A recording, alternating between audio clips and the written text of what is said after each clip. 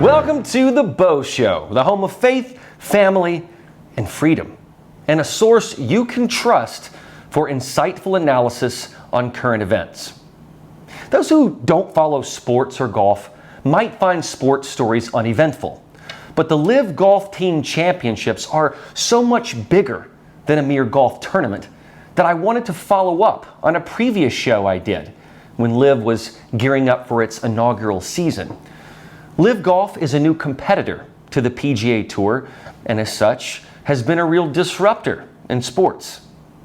I think about leagues that have tried to challenge the status quo, such as the XFL, and even how UFC and MMA changed the hand-to-hand combat sport. LIV is also thought to be the equivalent to the European Super League in soccer. But no one had truly challenged the PGA Tour until LIV. Golfing legend Jack Nicklaus had been courted to lead it, but he turned it down. Other major figures like Tiger Woods also were courted, but declined. So it was the Shark, Greg Norman, who became the face and CEO for LIV Golf. But more importantly, and controversially, LIV Golf is funded and backed by the Saudi Public Investment Fund. LIV is clever because it is the Roman numeral 54, which is the score a player would have if he birdied every hole on a 72-hole course. It's also the number of holes played at LIV tournaments. Before I knew this, I thought it referred to how a person could live and breathe the game of golf if they loved it so much. So in reality, it is well thought out because it has several meanings. It took the original concept, the Premier Golf League, paired with Saudi investment to become LIV Golf. Now, as soon as LIV was announced, the PGA quickly responded, saying that any player who played in the LIV Invitational would be barred from playing any PGA event again. It was clear that the PGA saw LIV as a serious threat and wanted to intimidate players as they weighed the temptation to leave. The first event in June of 2022 boasted golf names like Dustin Johnson, Sergio Garcia, Martin Kramer, Graham McDowell, Louis Oosthuizen, Charles Schwartzel, and Lee Westwood. Johnson, a former world number one, said he was choosing what's best for him and his family as a reason for his decision to join the league. In future events, Bryson DeChambeau, Brooks Koepka, Patrick Reed, Henrik Stenson, and Cameron Smith all signed up for LIV. Phil Mickelson is perhaps the most controversial player to get involved because he already had beef with the PGA Tour prior to this.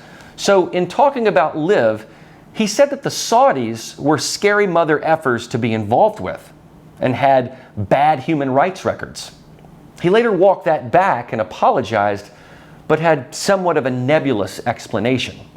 Instead, he focused on how LIV gives him an opportunity and how it can really change the game of golf. Growing the game of golf is a common phrase that you'll hear from players on the LIV Tour. But what you'll hear from the global golf community, especially in America on the media side, is that this is sports washing, or a way of boosting the profile and image of the Saudi monarchy, which has a bad human rights record, including the death of Washington Post journalist Jamal Khashoggi. But here's some very interesting information about Jamal Khashoggi. The narrative has been that Khashoggi was a journalist that the Saudis assassinated. But there's more to it than that. The WashPo has revealed since that time that it did not know that Khashoggi's articles were heavily influenced by and even commissioned by the Qatar Foundation International. Text messages from his phone reveal that a senior executive at the foundation dictated Khashoggi's articles at the Post, including a tougher stance on the Saudis. Some of Khashoggi's friends were pro-Muslim Brotherhood and pro-Arab Spring. But once Khashoggi died, it was Qatar that mounted the campaign against the Saudis, under the guise of being an attack on journalism. This is very important because Khashoggi's name has come up quite often in the LIV Golf conversation. They have pressed Greg Norman and players many, many times. when it seems that not only was Jamal Khashoggi not a true journalist, but he was more of a Qatari activist, which blows up the whole narrative about him and the attack on the press. He was really an agent of influence. And what is equally as revealing is that the Washington Post was too stupid, too lazy, or too partisan to notice this. The man even had written with an anti-American slant. So all of that is backstory to why LIV's Saudi backing has received a lot of negativity, but perhaps an incomplete narrative. Of course, Qatar does not want LIV to succeed, as they are adversaries with their equally oil-rich neighbor. But it is still a sensitive subject, as families of victims of 9/11 have thanked PGA players for not defecting to LIV, as they see the Saudis as the villains. They've also sent a letter to President Donald Trump, since 2 of his courses have hosted LIV events. The PGA Tour pulled a tournament from his Trump National Doral course in 2017, and then another tournament in 2020 after the January 6th events. Clearly, this ticked Trump off, which is probably why he decided to go into business with LIV to host some of their tournaments. Trump played at the Pro-Am to kick off the LIV Championship at his Doral club here in Miami, and stated that the unlimited money is attractive to players and that LIV has done a fantastic job. Trump also criticized the PGA Tour as he has before, and I'm sure that some of that is personal, but at the same time, he is investing in a new business opportunity. Remember, Trump is a deal maker. Trump, who relied on his son-in-law Jared Kushner to broker Middle East peace deals, also may have the keys to a media rights deal with Lachlan Murdoch's Fox Sports, although that was reported by Golf Week and called inaccurate and incomplete by LIV. But this kind of a deal makes sense to Trump the disruptor and Trump the innovator. Also, Trump loves the game of golf. But the Justice Department has looked into an antitrust probe into the PGA and even USGA. Trump blamed the PGA for being stubborn, saying that something could have been worked out easily rather than PGA and LIV now at war with lawsuits. Part of the problem with LIV is in the viewership. It has no TV distribution partner, so it only streams the final rounds through Facebook and YouTube. The LIV tournament in Thailand, for example, had about 26,000 viewers online for its final round, whereas a PGA final round had about 2.6 million viewers on television. And this is where it gets tricky, because the demographics matter. Golf spectators and players usually watch golf on TV because they are older. They are less likely to watch a tournament online. Many times, the tournament is being shown in the golf clubhouse, so it fosters a certain type of environment. However, LIV is only being shown through Facebook and YouTube, the streamers, which even with smart TVs these days may not be catching on with the older audience. The LIV event in Boston had about 114,000 viewers, which dropped to 26,000 in Thailand and then 16,000 in Saudi Arabia. So there is definitely a viewership problem, and that's a product of distribution. Perhaps that's why Jared Kushner may be behind the scenes orchestrating a new media deal. We will see. It is clear that LIV wants younger people to become fans, hence why they all use that phrase, grow the game. Younger people, of course, rely on social media and streaming and are much bigger cord cutters.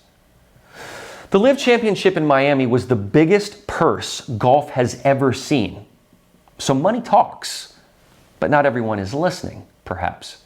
LIV is a beta test. They are experimenting, and they can afford to do it because the Saudis have a limitless supply of cash. And LIV is further along in this beta test than we could have probably imagined. It has quality players. It has a lot of media buzz. And it's a force that's not going away, as the PGA would probably prefer. It is also forcing the PGA's hand, which is now giving out bigger bonuses as a result of the competition with LIV. Purists like Jack Nicklaus, Tiger Woods, and Rory McIlroy believe the PGA is the hand that feeds you, so why bite it? But bear in mind, there is no competition to them, so they can monopolize. LIV has thrived on controversy, and most people don't know who won their last LIV tournament or understand the rules of the team play. LIV faces the hurdle of getting people to care about their product, but they also offer players a 25% stake in the team. That's a very attractive franchise opportunity that the PGA cannot provide. Imagine how many athletes would love a stake in their team.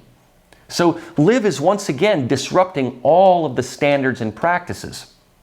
I want to walk you through my experience at the LIV Team Championship in Miami this past weekend, just to give you my personal experience with it. I was denied a media credential when I had requested it without explanation, but I was given grounds passes so that I could check it out. The first thing that I noticed when I walked in was that this was going to be a totally different golf experience. The colors are as neon as my shirt and vibrant. And there's a musical vibe when you walk in. You can hear music blasting. People are greeting you with energy and enthusiasm. Near the main clubhouse in the 18th green, there is a Club 54 covered area, which gave me kind of a Studio 54 connotation, until I realized, like I said, that LIV is the Roman numeral for 54, and 54 holes is a typical LIV tournament. So 54 is their brand. I got there just in time to see two players tee off for the shotgun start. You will see CEO Greg Norman signing autographs nearby in this video, and watch how this tee off unfolds. Fans, welcome to day 3 and the finals of the LIV Golf Team Championship in Miami. 12 teams began and now 4 teams remain.